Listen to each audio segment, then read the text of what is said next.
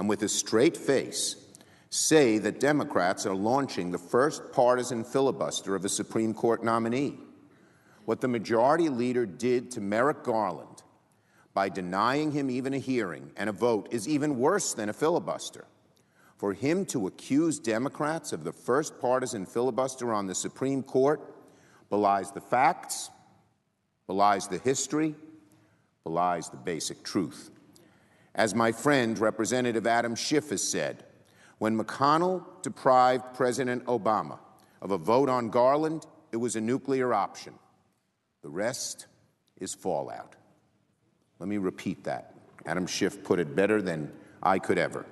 When McConnell deprived President Obama of a vote on Garland, it was a nuclear option. The rest is fallout. Now, even though my friend, the Majority Leader, keeps insisting that there is no principled reason to vote against Judge Gorsuch, we Democrats disagree. First, he has instinctively favored corporate interests over average Americans. Second, he hasn't shown a scintilla of independence from President Trump. And third, as my colleague from Illinois elaborated on, he was handpicked by hard-right special interest groups, not because he'd call balls and strikes. They wouldn't put all that effort and money into a caller of balls and strikes. These are ideologues who want to move America far to the right. He was picked by hard-right special interest groups because his views are outside the mainstream. According to analyses of his record on the 10th Circuit, conducted by the New York Times and the Washington Post, by experts on the court, Judge Gorsuch would be one of the most conservative voices ever on the Supreme Court, should he achieve that. The Washington Post said that, quote, Gorsuch's actual voting behavior suggests he is to the right of both Alito and Thomas, and by a substantial margin. That would make him the most conservative justice on the court in recent memory. That's why the Heritage Foundation and the Federalist Society put Judge Gorsuch on their list for President Trump.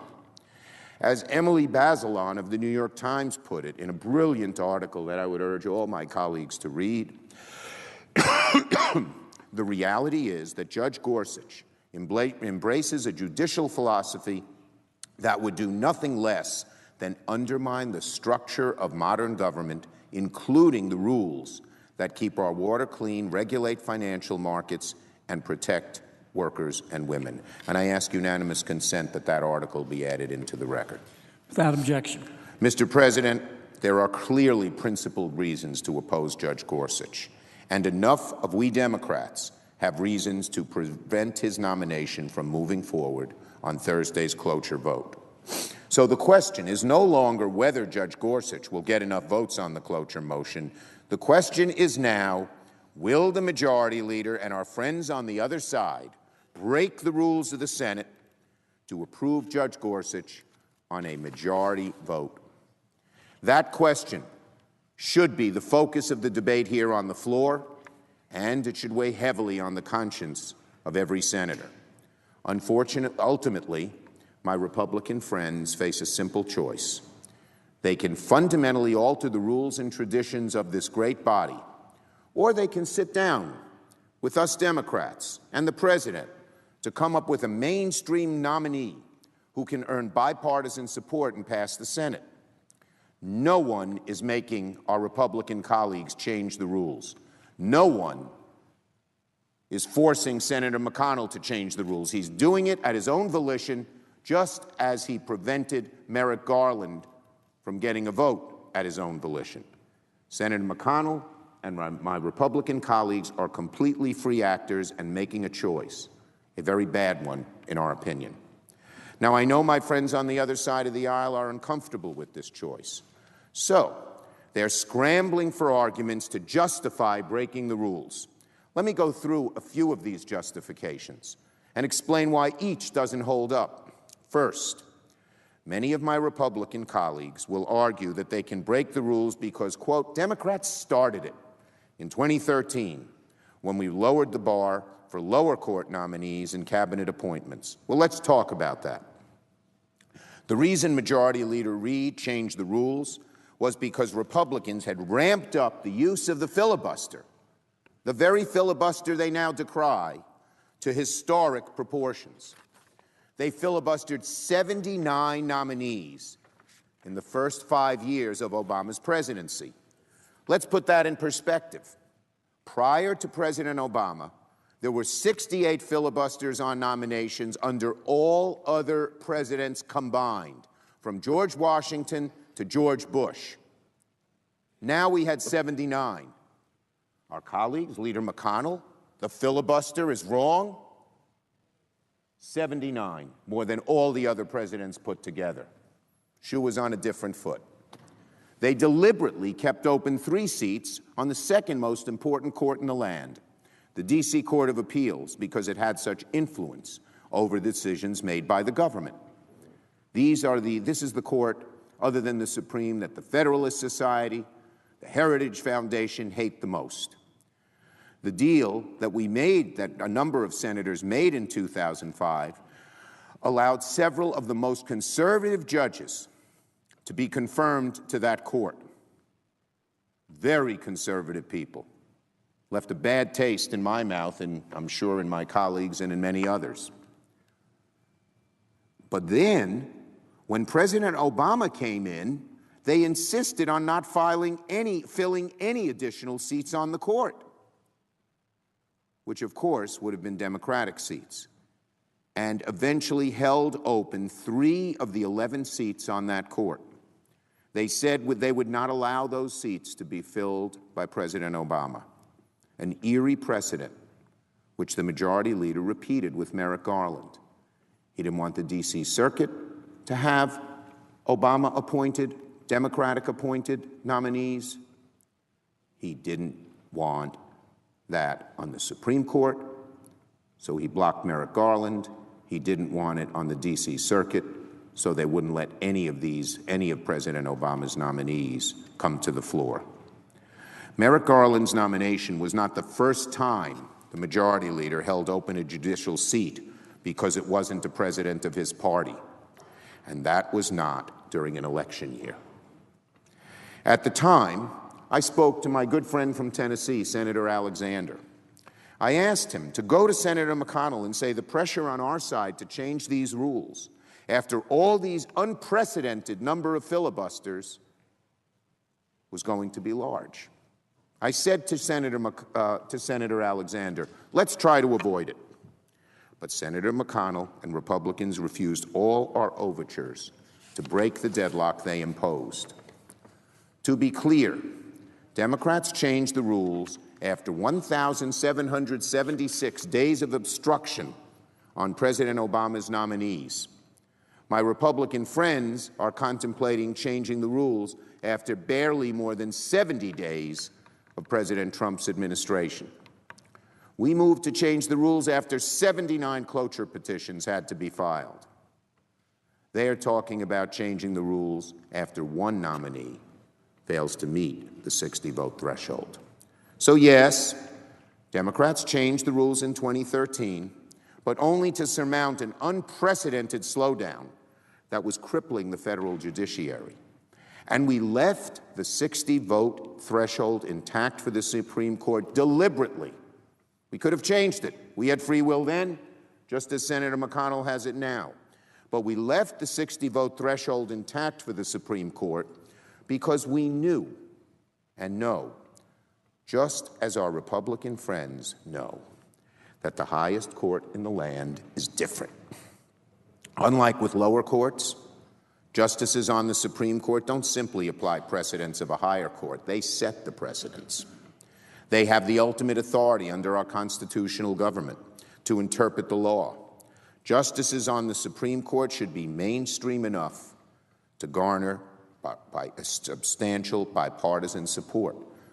Hence why we didn't change the rules. Hence why we believe in the 60-vote threshold. Hence why 55 or 60% of all Americans agree with the 60-vote threshold, according to the most recent polls.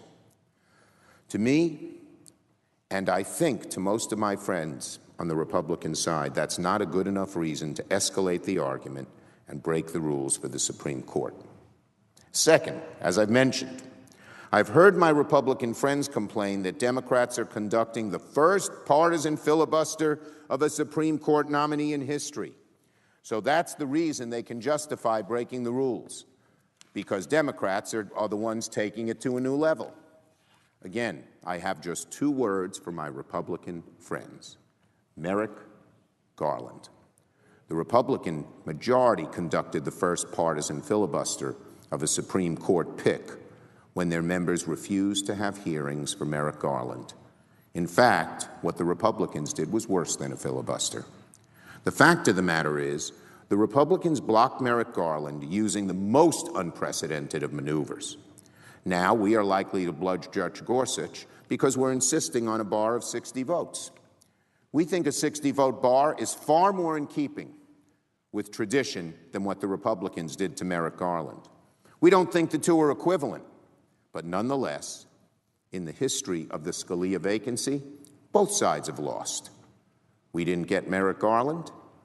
They are not getting 60 votes on Judge Gorsuch.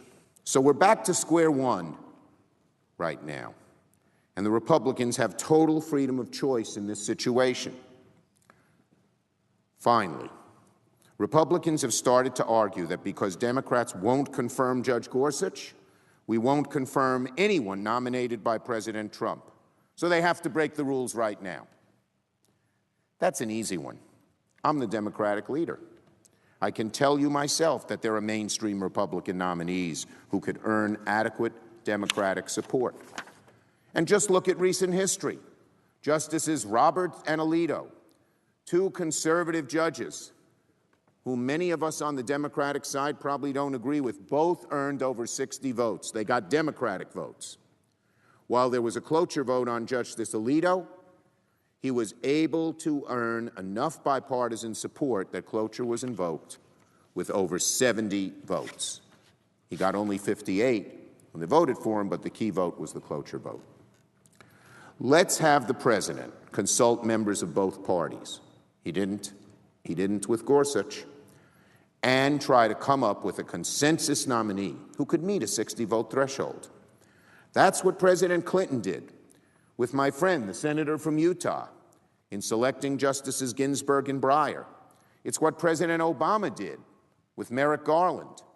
Of course, we realize a nominee selected this way would not agree with many of our views. That's true. But President Trump was elected president, and he's entitled by the Constitution to nominate. But Judge Gorsuch is so far out of the mainstream that the Washington Post said his voting record would place him to the right of Justice Thomas. He was selected by the Heritage Foundation and the Federalist Society without an iota of input from the Senate. There's a better way to do this. I know it sometimes may seem like a foreign concept in our hyper-polarized politics these days, but there is always the option of actually consulting us Democrats on a nominee and discussing a way forward that both parties can live with. We are willing to meet anywhere, anytime. So, Mr. President, my friends on the other side can dredge up these old wounds and shop-worn talking points if they choose. If Republicans want to conduct a partisan, they-started-it exercise, I'm sure we could trace this all the way back to the Hamilton-Burr duel. But at the end of the day, they have to confront a simple choice. Are they willing to break the rules of the Senate, or can they work with us on a way forward? I, for one, hope that we can find a way to compromise. Judge Gorsuch was not a compromise, solely chosen without any consultation. So it's not that there's a mirror equivalency. As my friend the majority leader has said, quote, I think we can stipulate that in the Senate it takes 60 votes on controversial matters. If anything is a controversial, important matter, it's the selection of the Supreme Court. And Senator McConnell has repeatedly stood for the need, the rightness of 60 votes on important and controversial issues. If Senator McConnell wants to change his view on the 60 votes all of a sudden, and Republicans decide to go along with them, it won't be because Democrats started it, because that's not true. It won't be because Democrats won't confirm any President Trump-nominated justice, because that's not true. It will be because they choose to do so, and they